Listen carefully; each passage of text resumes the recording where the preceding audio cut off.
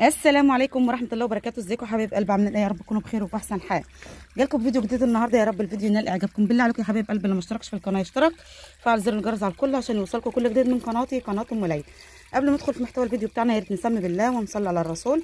بسم الله الرحمن الرحيم. اللهم صل وسلم وبارك على محمد وعلى اله واصحابه اجمعين. حبيبنا ونبينا وشفيعنا يوم الدين محمد صلى الله عليه وسلم. زي ما انتم شايفين يا حبايب قلبي، ده المكان اللي انا نضفته عشان ازرع فيه. شايفين حضراتكم انا رحت النهارده جبت شتل، النهارده جبت الزرع، فجيت بقى سيبت فيها الميه كده، حطيت فيها الخرطوم عشان تتملى ميه تشرب ميتها، عشان اما اجي ازرع فيها تبقى ايه سهله، ما تبقاش ناشفه في الزراعه.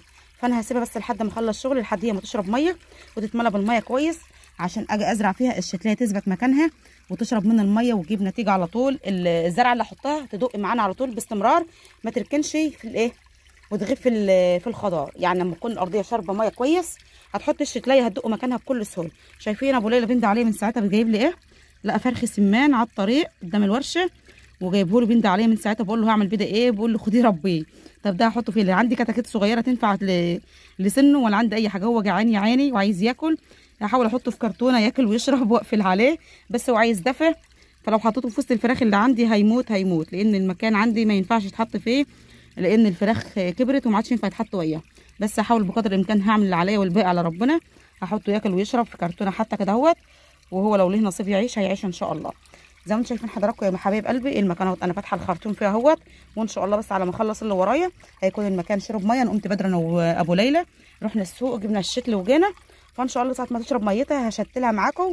لو لقيت حد يصورني وانا بشتل هصور معاكم، ما لقيتش حد موجود يصورني هشتلها واوريكم بعد ما اشتل ان شاء الله، لان الشمس ضاربه فيها دلوقتي، يعني الشمس في المكان والتصوير مش هيبقى ظاهر فيها قوي. على ما تشرب ميتها يكون الظل جه فيها هنزل ايه اشتلها ان شاء الله. هزرع فيها كل حاجه. انا جايبه النهارده شتل خاص، هوريكم الشتل برده وكرنب وقرنبيط وكرات، فهشتل ايه كل ده في المكان ده. فلقيت الست بتاع الشتل جايه مقابلاني جاري على الطريق بتشدني وتقول لي تعالي انت شكلك جايه تاخدي شتل، وقامت شداني وقامت واخداني جاري، فادتني وتوصل دي يعني وادتني بزياده، فربنا يبارك لها يا رب ان شاء الله.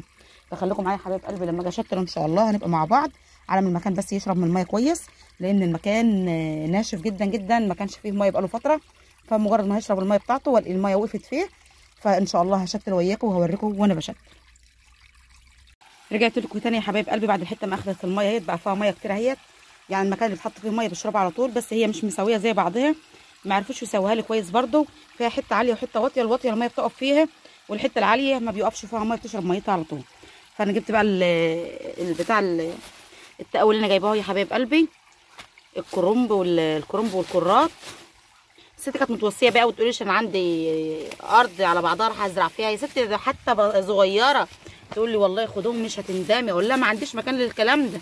دي قرنبيطه يا حبايب قلبي، دي قرنبيط بيبقوا يعملوه خلف خلاف كده عشان الناس تعرف ان دي قرنبيط. انا جبت ايه ربطه واحده بس، يعني مع ان عيالي مغرمين قرنبيط، بس المساحه اللي عندي ما تكفيش ان انا ازرع الشكل ده كله، فعطينا كتير قوي، فهحاول بقدر الامكان ازرع على قد ما اقدر والباقي هدي لاي حد. زي ما انتم شايفين اهوت كل ده كرنب، وجبت خس برده اهوت، خاصه يا حبايبي هزرعه بين الكرنب وبعضه في النص كده، فان شاء الله هنظمها يعني بحيث انها تاخد ايه الكميه اللي انا جايباها.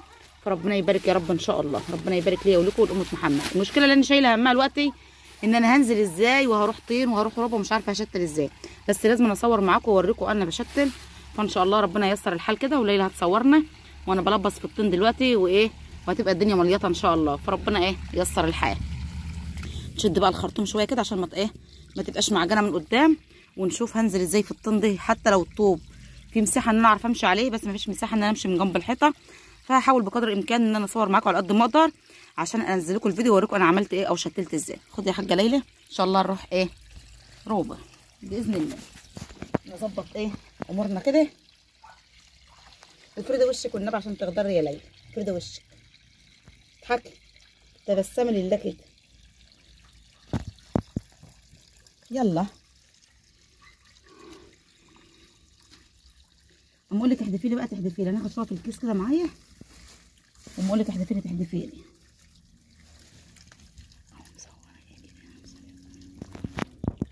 انا نزلت اهوت وربنا يسترها لانها خفه يعني ايه بسم الله ما شاء الله، رجليها بتعلم مكاني، بس هحاول عشان انزل لكم كل حاجه واصور لكم كل حاجه زي ما انتم عايزين.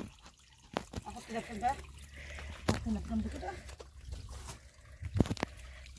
شفت القصيره دي الاول هتمشي كده طب لو قلت لك ارجعي في سير الخرطوم هترجعي ازاي؟ هرجع. ارجعي بقفاش. لا من عادة أقوم رايحة عاملة كده اهو واقوم دايرة رجلي تاني. انا فلاحه شاطره يا جماعه برضو، مش انني يعني ما بعرفش في الفلاحه، لا انا فلاحه شاطره، والدي الله يرحمه كان فلاح، كنت بعمل معاه كل حاجه، فما يغركوش يعني انني بصور معاكم مش انني فلاحه، لا انا فلاحه ممتازه يعني.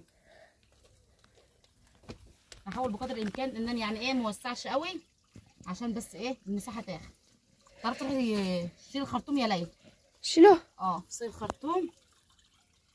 انا مش هزرع حاجه لما تيجي، بس يلا بس بالراحه وانت راجعه شيليه، لان الحته هنا هتغرق ميه والشعر تشد، بس ما تغيبيش عليا يلا.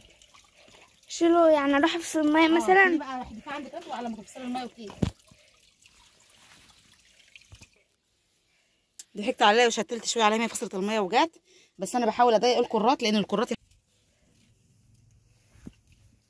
زي ما قلت لكم يا حبايبي الكرات مش هيقعد فتره طويله، فانا بحاول اضيق الكرات على قد ما اقدر، لانه ايه مجرد ما هيكبر شويه هقوم مقلعاه وهتفضل المساحه على قد الكرنب بس، فانا بحاول اضيق الكرات على قد ما اقدر. الحته مجرد ما فصلنا الميه نشفت الميه منها على طول. المكان اللي هيخلى من الزراعه هزرعه تاني برضو، اي حاجه تاني على طول، مش ان انا ايه هسيبه فاضي، يعني اللي هيفصل هيخلص هقلع منه اي حاجه كرات او خاص ابدا ازرعه اي حاجه تانيه. فالمكان واسع جدا اهوت، فربنا يبارك ان شاء الله ويرزقنا منه ايه الخير، اللهم امين. بحاول يا حبايب قلبي يعني ايه اي حاجه يكون ليها منفعه بشتغل فيها وبعملها، ما باخرش نفسي، ما بتكبرش على اي حاجه، والله العظيم ما بتكبر على اي حاجه، فبحاول بقدر الامكان ان كل حاجه يبقى لها منفعه عندي.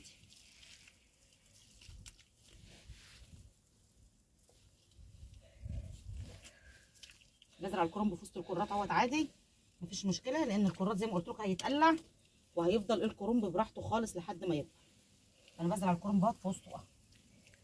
دي بقى هسيبه لحد ايه ما يبدا الجدر يدق في الارضيه، بعد كده هرجع ايه ارويه تاني، عشان يعتبر ايه هي اسمها عندنا ان انت ايه بترد الميه على الايه على الزراعه، بترد الميه يعني ايه بترجعي تنزلي عليه ميه بسيطه كده عشان يبدا يخضر معاكي بقى.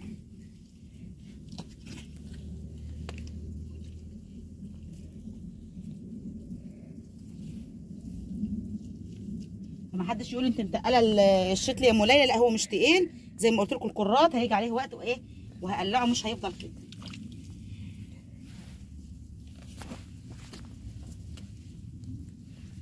هي مساحه بسيطه ايه مساحه بسيطه بس مش هكتر ايه مش بس هزرع فيها كل حاجه انا عايزاها.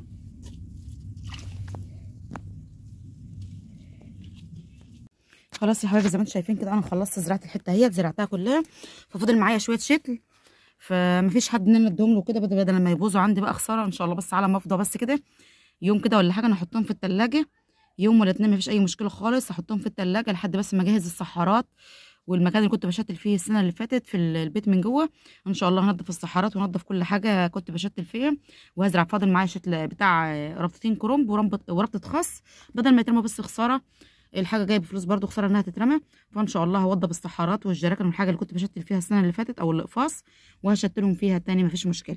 المكان اهو اتشرب الميه بتاعته ومفيش اي حاجه خالص اهو زي ما انتم شايفين، والحته كلها متشتله كلها زي بعضها.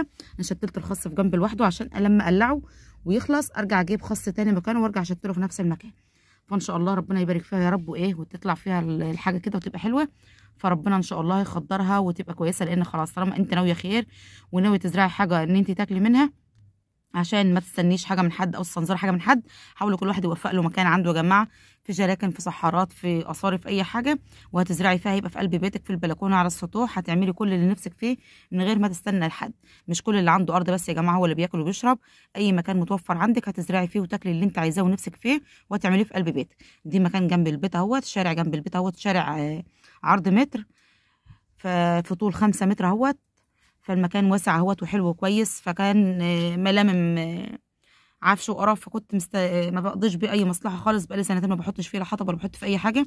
فالعفش اللي كان فيه كان مركون بقاله سنتين، فجات لي الفكره ان انا انضفه وازرعه واستفاد منه. فالحمد لله نفذت الفكره وعملتها، وابو ليلى والاولاد وقفوا معايا لما عملت كده برده، ونضفت المكان ونفذت الفكره اللي انا عايزه اعملها، لان انا بحب الزراعه جدا جدا يا حبايب قلبي. يعني انا عندي عشق من الزراعه ومن الطيور، الحاجتين دول بحبهم جدا جدا. فنفذت الفكره وجبت الشتل وزرعت المكان اهوت، بسم الله ما شاء الله. واخد حاجات كتير اهوت، كرنب وكرنبيط وبصل، عفوا كرات وخس، فواخد كميه كبيره. فربنا يبارك للجميع. وكده يا حبايب قلبي اكون وصلت معاكم نهايه الفيديو. بالله عليكم يعني انا نفذت الفكره دي عشان الناس كلها تستفيد وتعمل زيها. محتاجه منكم لايكات كتير كتير جدا على الفيديو عشان تشجعوني، وعشان استمر معاكم في جميع الفيديوهات، عشان انوع معاكم كل يوم من الفيديوهات اللي انا بنزلها عشان تستفادوا والكل يستفاد مننا برضه. وبكده حبايب قلبي اكون وصلت معاكم نهايه الفيديو. لو استفدتوا بمعلومه صغيره او استفدتوا باي حاجه من الفيديو، ما تنسونوش في اللايك والاشتراك في القناه وتفعيل زر الجرس على الكل عشان يوصلكم كل جديد من قناتي قناه ام العيد. استنوني فيديو جديد واشوفكم على خير ان شاء الله. هزرع معاكم بقيه الخضره في الصحارات والاثار ان شاء الله في البيت من جوه. مع السلامه واشوفكم على خير.